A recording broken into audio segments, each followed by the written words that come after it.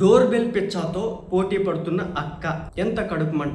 తన అభిమాన cinema hero వచ్చినప్పుడు మాత్రం అక్క చెలరేగిపోతా ఉంటుంది. అక్కడ బుకింగ్స్ లేకపోయినా కానీ సూపరు తాండవం చేస్తున్నాడు, అది చేస్తున్నాడు, ఇది చేస్తున్నాడు అని చెప్పేసి రెచ్చిపోయి చెలరేగిపోతా మాట్లాడుతూ ఉంటుంది. అదే వేరే హీరో సినిమా వస్తే మాత్రం మరి అక్కకి అంత కడుపు మంట ఏంటో నాకు ఈ రోజు కూడా అర్థం కాదు. మనందరికి తెలుసు అక్క కొంతమంది హీరోల్ని పర్టికులర్ గా సెలెక్ట్ చేసుకుని పెట్టుకుంటుంది. మరి ముఖ్యంగా వాళ్ళ కమ్యూనిటీకి సంబంధించినటువంటి హీరో.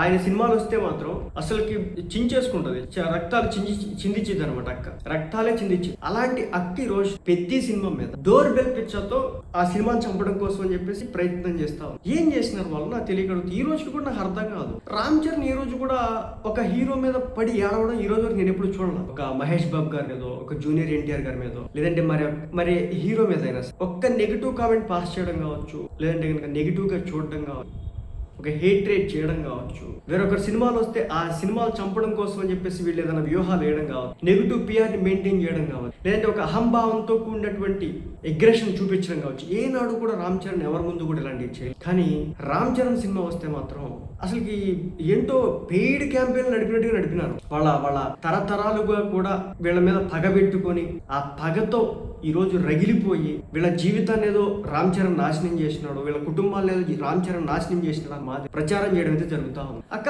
నా తెలియకడుగుతాను, తమరి గొంతుకు ఒక దన్నం. అసలు నిజం చెప్తున్నాను, ఈమె మాత్రం మాట్లాడుతూ ఉంటే రేకు డబ్బాలో రాళ్లే.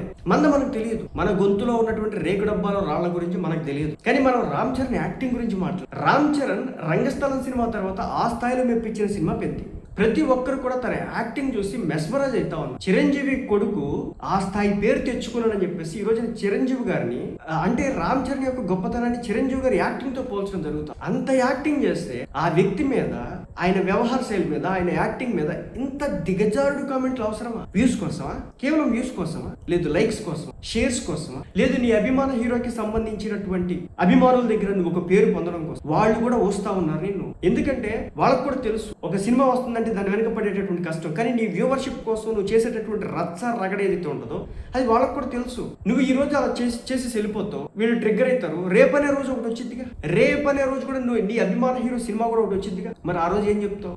అంటే నువ్వు ఈ రోజు వరకు పబ్బం గడుపుకుంటావు. ఒక చిరంజీవి గారి సినిమా వచ్చి, ఒక పవన్ కళ్యాణ్ గారి సినిమా వచ్చిన, ఒక రామ్ చరణ్ గారి సినిమా వచ్చిన, ఇంత కడుపుమంట ఏం చేసినా నిన్ను వాళ్ళు నాకు తెలియక అడుగుతా ఉన్నా. ఎస్, నువ్వు పబ్లిక్ గా చెప్పుకున్నావు నేను పలానా హీరో అభిమానాన్ని, ఓకే వెల్ అండ్ గుడ్. నీ హీరో వచ్చినప్పుడు నువ్వు చేసుకో. వైజాగ్ లో బుకింగ్స్ లేకపోతే, అలాగే రాజమండ్రిలో బుకింగ్స్ లేకపోతే నువ్వు కేవలం బుక్ అయినటువంటి 1-2 థియేటర్లు చూపించి నువ్వు మాట్లాడినటువంటి మాటల్ని మర్చిపోతావు అనుకున్నావు. కానీ ఏనాడు కూడా మేము బయట పెట్టలేదు. ఎందుకంటే అభిమానం, బుక్ అయినా బుక్ అవ్వకపోయినా ఒక అభిమానం అయితే ఉంటది. తన అభిమాన హీరో తక్కువ చేసుకోవడం ఏ ఒక్కరు కూడా ఇష్టం ఉండదు. ఓకే, అదే అనుకున్నాం.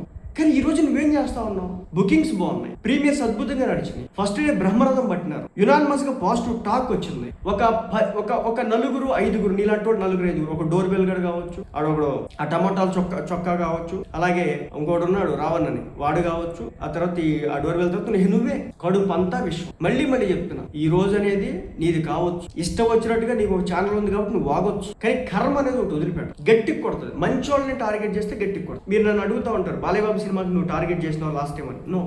నో అల్లు అర్జున్ సినిమాకి నువ్వు టార్గెట్, పుష్ప 2 సినిమాకి నువ్వు టార్గెట్ చేస్తావు, రజాక్ అంటే నేను టార్గెట్ చేయలా.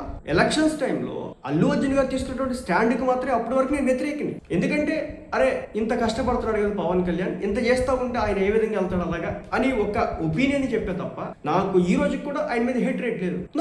ఆయన ఆ రోజు కూడా ఆయన వెళ్ళి ఆయన ఒపీనియన్ చెప్పుకున్నాడు, ఆయన ఇష్టపడినటువంటి వ్యక్తుల దగ్గర పోయినాడు, ఓకే. కానీ ఏంటంటే ఒకటి ఉంటుంది కదా, మన అనుకున్నవాడు వేరే వాళ్ళ దగ్గరికి వెళ్తే కొంచెం ఉంటుంది కదా. ఇక్కడ వరకే పుష్ప 2 సినిమా మీద కూడా ఒక్క నెగిటివ్ ట్రోల్ చేయాలి. నేను చివరికి నెగిటివ్ ట్రోల్స్ చేస్తా ఉంటే, ఇష్టం వచ్చినట్టు కొంతమంది మాట్లాడుతూ ఉంటే కూడా ఇది సరైన విధానం కాదు. ఈ సినిమాకి ఆయన సినిమా యాక్టింగ్ చేసి డబ్బులు తీసేసుకున్నాడు, ప్రొడ్యూసర్ ఏమైపోతాడు, వాళ్ళ జీవితాలు ఏమైపోతాయి, ఆ మాత్రం తెలియదా మనకి అని నేను వాదించిన. ఈ రోజు కూడా నేను అల్లు అర్జున్ టార్గెట్ చేయను, తిట్టను, కామెంట్ చేయను, అనవసరంగా నేనేం ట్రోల్ చేయను.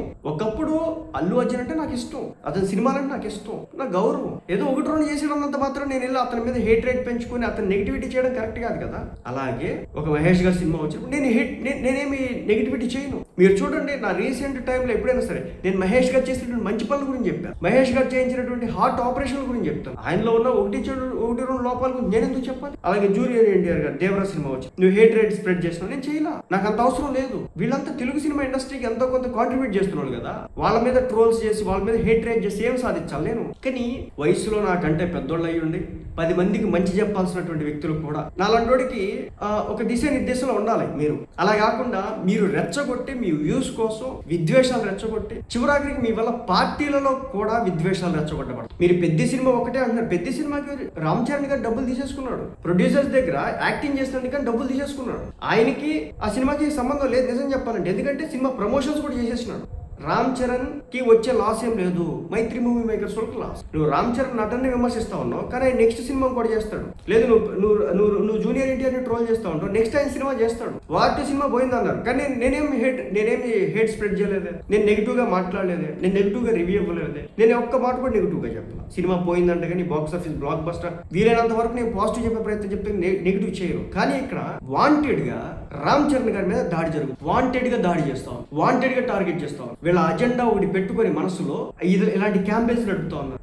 గుర్తుపెట్టుకక్క, ఈ రోజు నీది అవ్వచ్చు, నిన్ను ఎవరు ఏమనకపోవచ్చు, నీకంతా బాగుండొచ్చు, బట్ పర్సనల్ గా కర్మ అనేది ఒకటి ఉంటది. అనవసరంగా కొంతమంది వ్యక్తుల్ని ఇప్పుడు రాజకీయాలు మాట్లాడుతున్నప్పుడు పాలసీ ప్రకారం విమర్శించడం తప్పు కాదు, ఎందుకంటే వాళ్ళు రాజకీయాలు ఉన్నారు కాబట్టి. ఇప్పుడు జగన్మోహన్ రెడ్డి గారు ఒక మావిగన్ తెచ్చారు, మావిగన్ వల్ల ఎలా అండి చెప్పండి, మీరు కంప్లీట్ బ్లూ ప్రింట్ ఇవ్వండి, ఎక్కడేం పెట్టాలి, ఫలానా ఇది ఒక ఫార్మా ఇండస్ట్రియల్ జోన్ మీరు చూపించండి, అలాగే ఇది ఒక ఇండస్ట్రియల్ జోన్ చూపించండి, ఇది స్పోర్ట్స్ హబ్ కి సంబంధించిన జోన్ చూపించండి, లేదు ఇది మీడియాకి సంబంధించిన జోన్ చూపించండి, అలాగే ఇది సినిమా ఇండస్ట్రీకి సంబంధించిన జోన్ చూపించండి, ఈ మావిగను చూపించండి, మచిలీపట్నం విజయవాడ ఈ గుంటూరుకి సంబంధించి మధ్యలో అక్కడ చూపించండి. అప్పుడు నేను జగన్మోహన్ రెడ్డి గారు చెప్పిన తప్పుంది ఒప్పుందన్నాడు. అలా కాకుండా ఏం గుడ్డిలో మెల్లలాగా ఆయన ఒక పేరు తీసుకొచ్చి రుద్దితే దాన్ని క్వశ్చన్ చేస్తా, నువ్వు అలా క్వశ్చన్ చేద్దాం కరెక్ట్ కాదు. కానీ నువ్వు సినిమాని కొన్ని కోట్లు పెట్టి తీస్తే నీ పర్సనల్ ఎజెండాతో ఆ డోర్ బెల్ కాడేమో వ్యూవర్షిప్ కోసం, నువ్వేమో హేట్రేట్, ఏమి సాధిస్తావు అక్క చివరాఖరికి ఇలా చేసి?